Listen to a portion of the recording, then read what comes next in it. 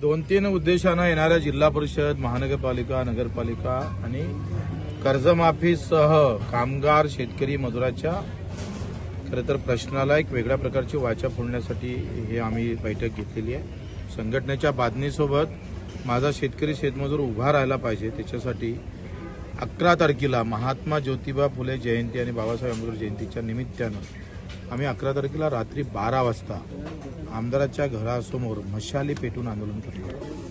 गळ्यात निळा दुपट्टा घालायचा आहे आणि हातात भगवा झेंडा घ्यायचा आहे। जातीपातीच्या राजकारणानं आमच्या शेतकरी मजुराला नडवलं आहे, त्याला आत्महत्येच्या दारी पोहोचवलं आहे। संघात प्रत्येक आणून त्याचा निषेध।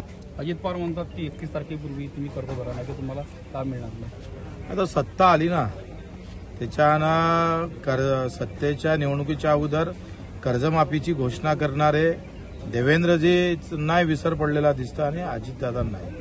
मला वाटतं यांना आम्ही काजू बदामचं आहेर पॉकेट सुद्धा पाठवणार आहोत, त्याची स्मरणशक्ती चांगली राहावी आणि शेतकऱ्यासाठी चांगली बुद्धी यावी यासाठी। तुमचं कुठं आंदोलन असणार 11 तारखेला? अमरावतीतच करू।